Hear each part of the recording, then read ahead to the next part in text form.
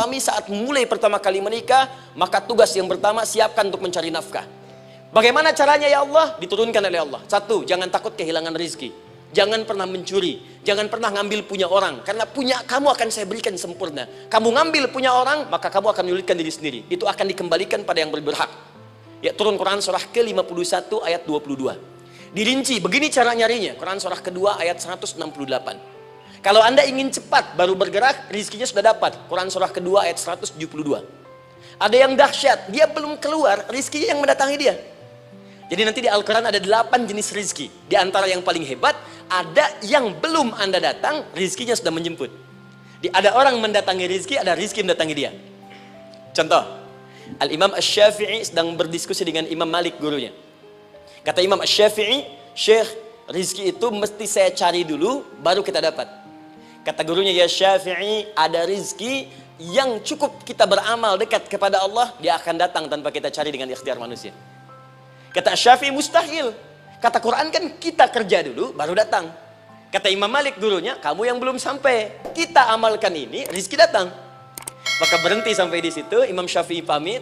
Di jalan tiba-tiba beliau mendapati ada panen anggur, Pak, Bu. Terus dipanggil sama yang punya kebun. Ya pemuda, katanya, sini. Mau bantu nggak? Kalau kamu bantu, kami berikan anggurnya. Maka beliau bantu panen, petik. Sampai setelah selesai diberikan anggur yang besar-besar, hanum. Senyum, senang beliau. Ternyata senangnya bukan karena dapat anggur. Senangnya karena merasa pendapatnya benar. Kalau saya nggak bantu panen ini, nggak akan dapat saya anggur. Cuma karena saya bantu, saya diberi ini. Maka rasa senangnya inilah dibawa kemudian kepada gurunya, ingin laporan. Tapi perhatikan adabnya. Dia tidak mengatakan, guru, nih saya benar. Kalau saya nggak ikut panen, nggak dapat saya ini. Perhatikan kalimat Asy-Syafi'i. Guru, tadi saya di jalan, dipanggil oleh pemilik kebun, ikut panen anggur. Begitu saya bantu, saya diberikan anggur ini. Beliau tekankan dengan kalimat yang kencang pada kalimat, begitu saya bantu, saya dapat anggur ini. Imam Malik tersenyum mengatakan, Masya Allah Syafi'i, luar biasa. Ini siang begitu panasnya, tadi saya mau keluar ngajar, terfikir di benak saya, Allah, kalau ada anggur yang besar-besar, enak rasanya. Tiba-tiba kamu datang bawa anggur. Ini Imam Syafi'i kerja dapat sesuatu, Imam Malik terfikir sesuatu, datang rezeki. Itu ada di Quran surah ke-7, teman-teman, ayat ke-96, paling kanan sebelah atas di mushafnya. Baik, teruskan dulu. Ya, Anda dalam mencari kerja, ingat, kalau Allah yang sampaikan pasti terjadi. Jangan dikira mudah. Kata Allah akan ada persaingan, akan ada kadang-kadang singgungan, akan ada tantangan, maka mulai petakan tantangan apa yang akan Anda lalui saat Anda mulai mencari nafkah itu. Maka turun Quran surah kedua ayat 214, paling kanan sebelah bawah. Am hasibtum an tadkhulul jannata. Hei, apa kamu mudah begitu saja mengira akan sukses dalam pekerjaanmu? Bahkan bisa diartikan surga, ingin masuk surga. Walamma ya'tikum mathalul ladzina khalau min qablikum. Sebelum engkau diuji seperti orang sukses dulu pernah sukses. Lihat mereka. Enggak ada orang sukses yang instan. Cuman balikan telapak tangan dapat, tidak. Kata Allah, lihat orang-orang dulu. Lihat orang-orang hebat dulu, bagaimana mereka bisa kaya, bisa sukses, bisa punya posisi. Masat umul ba'sa, petakan olehmu tantangan apa yang akan dihadapi saat engkau bekerja itu. Satu, kata Allah, ba'sun, ada yang ringan. Ya, ba's. Ba'sa, jama' dari kata ba'sun. Dua, dara'. Ini sudah menengah, jama' dari kata durun. Tiga, zilzal, ini yang paling tinggi puncaknya. Jadi kalau Anda sudah mendapatkan ini, yakinlah, berarti Anda akan mendapatkan posisi yang tinggi. Karena mustahil orang besar diuji dengan ujian yang kecil. Zilzal, ini bagian ketiga. Ba'sa, ba'sun, mulai. Kira-kira tantangan-tantangan ringan apa saja yang akan Anda hadapi?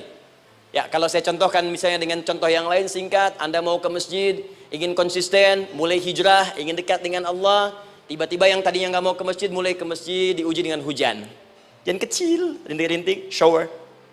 Begitu hujan, orang Arab mengatakan kalau hujannya bisa lewat tanpa payung pun, orang Arab mengatakan la ba'sa. La ba'sa ini ringan. Orang kita sambungin, labas. Dari bahasa Arab, lewat. Nah, jadi kalau Anda mau berangkat nih, siap bekerja, siap hadapi tantangan. Baru mau lewat hujan kecil, berarti itu tantangan kecil kita lewati. Macet, petakan, cari jalan yang kemudian sempurna, jalan yang kosong, buka Google-nya, buka Waze-nya, buka map-nya, cari. Kalau pada yang kecil aja belum kita lewati, bagaimana mendapatkan yang besar? Anda mau ke masjid, dikasih hujan kecil. Mau berangkat gak jadi. Papa, kenapa gak jadi? Hujan mah, kan ada payung. Takut riak. Tuh. Setelah itu darwa. Maaf, tantangan fisik. Kadang-kadang mulai ke fisik. Mulai mengganggu. Ya, maaf, dirincikan kemudian oleh Al-Quran. Turun Quran surah ke-21. Ayat 87 sampai 88. Kisah Nabi Yunus alaihissalam. Yunus beraktivitas, bekerja. Bukan berarti nggak ada tantangan. Kadang-kadang dibawa, kadang-kadang diusir. Kadang-kadang Anda dapat misalnya proyek. Kadang-kadang sudah mulai, masukkan tender. Tiba-tiba gagal, diserobot orang. Kadang-kadang orang yang dapat, Anda yang ngajukan. Itu biasa. Kata Allah itu biasa, bukan cuma Anda, yang lain pun ada. Bukankah Allah ajarkan kisah Sayyidah Hajar alaihissalam dengan Ismail? Bukankah bolak-balik naik Safa Marwah, kadang di atas, kadang di bawah, kadang lihat peluang sampai Marwah ternyata bukan air. Terkadang Anda yang bekerja, tim yang lain yang mendapatkan karena kerja keras Anda, bisa jadi terjadi. Bukankah yang kerja keras Hajar yang dapat Ismail? Mungkin Anda yang konsep, yang dapat minyaknya orang lain. Mungkin Anda yang kerja, kan yang suksesnya teman Anda, gak ada masalah. Dan itu kemudian akan bermanfaat bagi Anda. Tidak mungkin setiap keringat yang keluar dari diri kita mustahil, kecuali akan melahirkan manfaat yang kembali pada diri kita. Tantangan. Tapi yang paling dahsyat, ini yang gak ditemukan. Di sebagian referensi yang kita baca. Ketika Allah menjelaskan semua tahapan-tahapan tantangan ini, sampai ke puncaknya zilzal. Zilzal itu kalau bahasa sekarang gempa. Ada ujian yang menggoncang hati kita. Ketika Anda kerjakan, ya Allah, tantangannya dahsyat. Kenapa mesti saya, ya Allah? Kok nggak selesai-selesai, ya Allah? Itu wajar, teman-teman, itu biasa. Kata Allah, orang dulu saja mengatakan, mata nasrullah, kapan ini selesai? Berbahagialah kalau teman-teman sudah mendapatkan tantangan puncak yang paling tinggi ini. Ini artinya Allah sedang mempersiapkan Anda menjadi orang besar di kemudian hari. Dan cara mengatasinya diturunkan Quran surah ketiga ayat 142, paling kiri sebelah atas. Perhatikan dahsyatnya. Yang pertama diterangkan tantangannya, yang kedua dijelaskan cara mengatasinya. Saya mau berhenti sampai di titik ini, nanti saya terangkan cara berinteraksi dengan Al-Quran. Ya, perhatikan baik-baik. Kata Allah, jika kelak engkau sudah bisa memetakan tantangan ini, maka siapkan solusi untuk mengatasinya. Ayatnya dibuka dengan kalimat yang sama persis. Saya pernah sampaikan teori ini di dua perusahaan besar di Indonesia.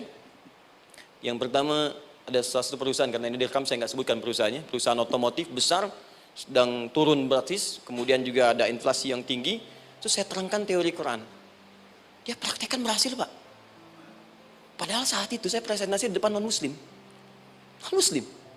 Sales-salesnya se-Indonesia dikumpulkan, saya bedah tentang ini. Dan mereka berhasil. Sampai sekarang naik lagi. Yang kedua sama, ini direkturnya juga non-muslim. Tapi nggak apa-apa, kita diskusi. Dan mau mendengar teori ini. Dan praktekkan, naik. Ya, dulu di satu perusahaan minyak juga, sedang turun, karyawan semua dikumpulkan, lalu kita bahas tentang ini, kita terangkan. Yang ini yang paling menarik dari Al-Quran. Kalimatnya sama persis, Quran surah ketiga ayat 142. Am hasibtum an tadkhulul jannata. Apa Anda duga akan begitu mudah mendapatkan kesuksesan dalam hidup? Tolong fokus baik-baik.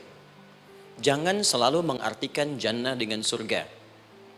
Karena asal kata jannah itu artinya kesuksesan, kebahagiaan yang belum tampak. Surga, kenapa disebut dengan jannah? Karena itu puncak kebahagiaan kita yang belum nampak sekarang. Saya kasih rahasia ya, ini antara kita saja nih. Kalau ada kata jim dengan nun di depannya, itu pasti tidak nampak, tersembunyi. Apapun tambahannya. Ya, misal, jin kenapa disebut dengan jin? Karena memang ketika diciptakan, dia tidak tampak, tersembunyi. Lawannya ins, karena itu kita disebut ins, karena saat lahir kita tampak. 18 kali disebutkan dalam Al-Quran. Ya ma'syaral jinni wal ins, wa ma khalaqtul jinna wal ins. Jadi jin disebut jin karena memang fitrahnya tersembunyi, gak nampak. Jadi kalau ada jin melakukan penampakan, itu jin sedang kena masalah, sedang keluar dari fitrah. Sama dengan manusia, harusnya tampak. Jadi kalau ada manusia yang senang sembunyi-sembunyi, dia sama dengan, bukan saya yang bilang, sedang punya masalah. Ke kantor, sembunyi-sembunyi, hati-hati Pak Alfian tuh. Biasa ada pintu depan, masuk pintu belakang. Suami di rumah, buka WA, sembunyi-sembunyi, Bu hati-hati tuh. Pulang lewat pintu belakang, berarti sedang punya persoalan dalam hidup. Setiap ada jim dengan nun, pasti tersembunyi. Ibu punya janin, rahim. Dalam rahim ada janin. Kenapa disebut dengan janin? Jim, nun, ya, nun. Karena sosok itu belum nampak dalam pandangan kita. Nanti kalau sudah lahir, baru tampak. Jannah, kenapa disebut jannah? Karena belum tampak dalam pandangan kita. Nanti kelihatan. Karena itu dalam Al-Quran, kata jannah itu tidak dikhususkan dengan surga. Tidak dikhususkan dengan surga. Kadang-kadang menunjuk aspek kesuksesan yang belum tampak. Anda mau ngebor minyak, minyaknya belum tampak. Belum kelihatan. Anda mau kerja, ya hasilnya kan belum tampak. Baru ikhtiar sekarang. Karena itu orang Arab disebut kaya kalau mereka mendapatkan kebun yang tak tampak sebelumnya. Kebun anggur, bukan kurma, kalau kurma banyak. Kebun anggur, ada apel, ada jeruk, sampingnya ada sungai-sungai, disebut dengan jannah. Ya, kalau punya unta, nggak kaya di Arab, biasa. Karena yang kelihatan padang pasir, unta, hitam, merah, biasa. Tapi kalau sudah punya kebun anggur, yang sulit di padang pasir ada kebun, itu baru disebut kaya. Karena itu orang Arab kadang mengartikan jannah dengan aspek kesuksesan yang belum tampak. Diartikan dengan kebun anggur, kebun apel, dan macam-macamnya. Perhatikan, am hasibtum an tadkhulul jannah. Apa Anda duga ingin sukses itu begitu mudah? Sukses jadi tidak. Walamma ya'lamillahu alladhina jahadu minkum wa ya'lamas sabirin. Perhatikan baik-baik. Sebelum Allah memastikan pada diri Anda terdapat dua hal yang paling utama untuk mengatasi tantangan tadi. Satu, jahadu. Kesungguhan. Serius. Jadi kalau mau sukses, mesti serius. Kerja serius. Cintai pekerjaan Anda. Ya, belajar anak-anak serius. Pastikan belajar dengan serius. Jangan cuma anak-anak duduk paling belakang, nggak pernah nanya, kadang ngantuk, pulang. Ujian, besoknya mau ujian, baru belajar. Ya, sistem SKS, sistem kebut. Ya, kadang-kadang sejam, Bu, Pak.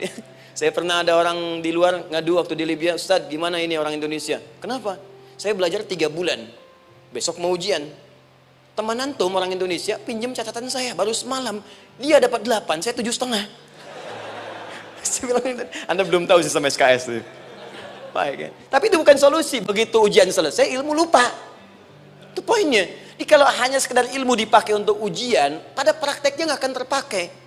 Ini banyak anak sekolah sekarang hanya belajar untuk ujian saja.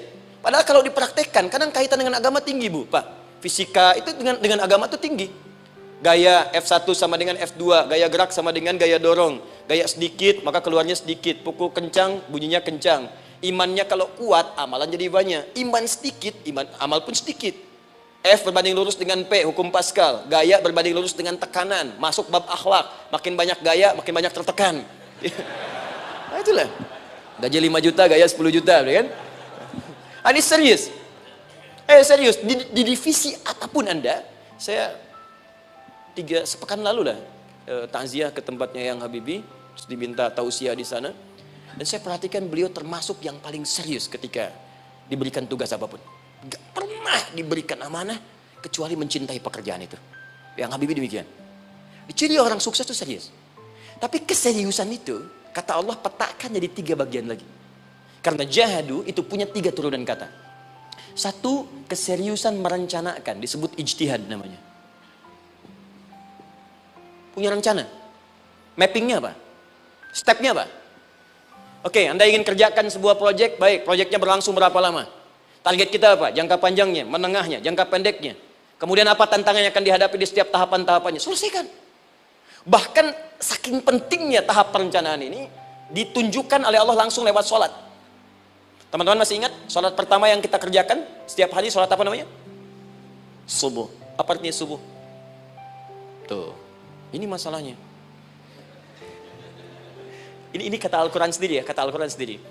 Nanti akan ditemukan orang yang ibadah tidak paham apa yang dikerjakan dan dilakukan dalam ibadahnya. Contoh sholat. Kata Allah akan ada orang sholat yang saat sholat tidak mengerti apa yang ia baca dan ia lakukan dalam sholatnya. Jujur tanyakan pada diri kita. Sampai detik ini, dari sekian ribuan kali ruku dan sujud, berapa persen bacaan sholat yang kita pahami? Jangan-jangan kita ruku tapi nggak ngerti yang dibaca. Sujud tak paham yang diungkapkan. Bagaimana bisa khusyuk? Mustahil. Maka kembali ke sini. Kenapa sholat pertama itu disebut dengan subuh? Teman-teman, ternyata semua nama sholat dari subuh sampai isya, plus bacaan dan gerakan dari takbir sampai salam, itu bukan sekedar gerakan semata. Semua ada artinya, ada maknanya. Dan diajarkan oleh Nabi langsung. subuh disebut dengan subuh? Ada dua kata. Satu, fajar. Quran surah ke-17 ayat 78. Inna Qur'an al-fajri kana mashhuda. Kedua, subuh di surat At-Takwir. Was-subhi idza tanaffas.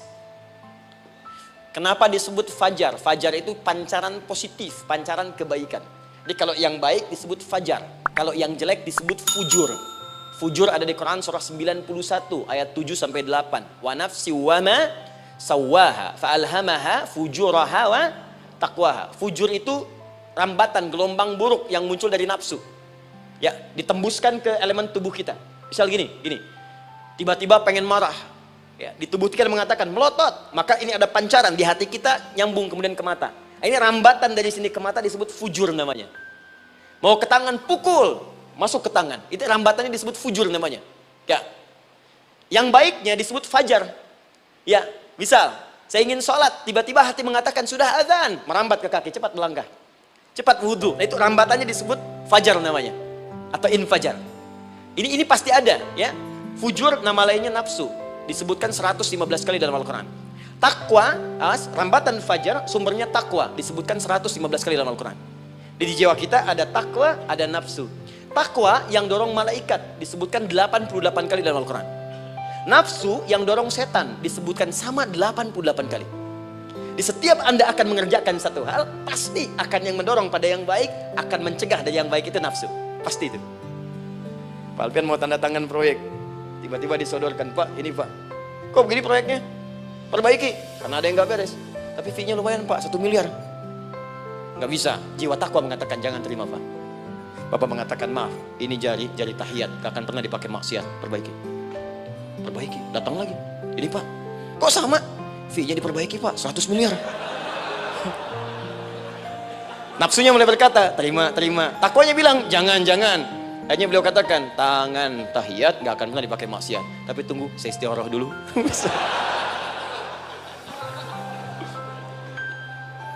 Nah, waktunya, ini salatnya disebut fajar. Kenapa disebut fajar? Karena saat kita tidur, terus dengar suara azan, Allahu Akbar, maka memancar dari iman kita, rambatan untuk merespon suara itu. Bangun kita untuk menunaikan salat. Waktunya disebut subuh. Kenapa disebut subuh? Dari kata asbah. Asbah itu artinya yang siap dengan rencana. Ya, orang Islam tuh nggak ada yang bangun dari tidurnya kecuali punya rencana jelas yang akan dieksekusi di hari itu. Makanya sebelum kita bekerja mengeksekusi itu, kita datang menghadap Allah supaya Allah berikan kemudahan di setiap aktivitas kita. Coba lihat manajemen Nabi. Bukankah sebelum tidur beliau istighfar dulu? Dirinci pekerjaannya, dicatat yang akan dikerjakan besok, istighfar 70 kali, 100 kali, sehingga dengan istighfar saat tidurnya tenang. Coba kita biasakan. Ada yang baca Quran, ada yang istighfar. Kalau nggak percaya silahkan cek. Begitu Anda lakukan, tidurnya enak. Besoknya rencana itu sudah siap. Makanya ketika bangun, siap jam 7 mau kemana, jam 8 ada di mana, jam 12 kerjakan apa. Sebelum mengerjakan itu, datang kepada Allah, sujud, ya Allah, saya punya rencana ini tolong mudahkan. Begitu caranya. Itu yang disebut dengan subuh. Nah, sekarang kembalikan peta hidup kita mau seperti apa ke depan. Ijtihad. Yang kedua, kalau sudah jelas konsepnya, visinya sudah ada, maka jihad. Yang kedua, jihad. Jihad itu eksekusinya, aksinya, actionnya, perjuangan fisiknya. Rencananya apa? Tahajud malam nanti. Bismillah. Jam berapa? 2:30. Baik, yuk kita mulai rencanakan. Eksekusi rencananya. Bagaimana cara kita bangun 2:30? Pasang alarm. Jam berapa alarm dipasang? 3 kali. Pertama 1:30, kedua 2:4, ketiga jam 2:04. Baik. Alarm pertama untuk mematikan alarm kedua. Alarm kedua matikan alarm ketiga. Ketiga siap-siap. Baik. Siap bangun. Jihad. Awas, ini penting ya. Jihad itu jangan dipersempit maknanya kepada situasi peperangan saja, tidak. Banyak jihad itu luas sekali medannya. Karena jihad itu perjuangan fisik. Dan maaf sekali, dalam konteks perang pun bukan menyerang orang, tapi membela diri saat diserang. Di Islam itu bukan agama ekspansi. Cek di sejarah, nggak ada Islam menyerang. Yang ada itu membela diri saat diserang. Atau saat orang lain dizalimi dan kita diminta untuk terlibat, kita membantu. Ini bukan dalam konteks sekarang yang banyak dibincangkan, tembak orang, bom orang, nyerang orang, bukan. Itu waktu kejadian bom Tamrin itu pertama, saya di Lampung posisinya. Itu begitu meledak, duar. Pertanyaan pertama Pak di Balistani, Ustadz, apakah bom di Jalan Tamrin termasuk jihad fisabilillah? Saya bilang, Pak, sependek pengetahuan saya, jihad fisabilillah itu jihad di jalan Allah, bukan di jalan tamrin. Kaidahnya beda. Nah, misal mencari nafkah itu jihad. Cari nafkah jihad. Quran surah keempat ayat 34, paling kiri sebelah atas. Tugas pertama ketika menikah, kata Allah, ar-rijalu qawwamuna 'alan nisa. Setiap lelaki itu diminta oleh Allah untuk mengatur bagian rumah tangganya. Jadi pemimpin di rumah tangganya. Ya bima faddalallahu ba'dahum 'ala ba'din, karena diberikan kemampuan untuk memimpin. Di pemimpin itu ada di suami. Dan ciri khas pemimpin, Bu, biasanya ciri khas pemimpin apa, Bu? Bukan tegas, bukan. Ciri khas pemimpin itu tidak mau dipimpin. Makanya kalau ada sesuatu, masukkan lewat usulan, jangan beri saran. Kalau saran susah, itu pemimpin. Baik, tapi yang paling luar biasa kata Allah, perhatikan kalimatnya indah sekali. Wa bima anfaqu min amwalihim. Saya berikan tugas untuk mencari nafkah. Ketika seorang lelaki bertugas mencari nafkah, ingat ya, konteks apapun, kalau perempuan nanti bekerja bukan nafkah poinnya. Bisa hobi, ya, bisa aktivitas, tapi nafkah kalau sudah menikah itu ada pada suami. Perempuan tidak. Kalaupun tidak dilarang perempuan bekerja, tidak. Sayyidah Aisyah mengajar, ada yang para sahabiah jadi perawat, ya, ada yang pengajar. Banyak dulu sahabat Nabi yang perempuan mengajar. Ya kan ada pelajaran-pelajaran khusus perempuan. Ya ada bagian perawat, ada dokter. Ini kan yang ngandung perempuan, masa yang perisa laki-laki? Ya, ada bagian perempuan tertentu, silahkan bekerja boleh. Tapi nafkah laki-laki. Begitu lelaki meniatkan pekerjaannya karena Allah untuk mencari nafkah, itu setiap langkahnya jihad fisabilillah.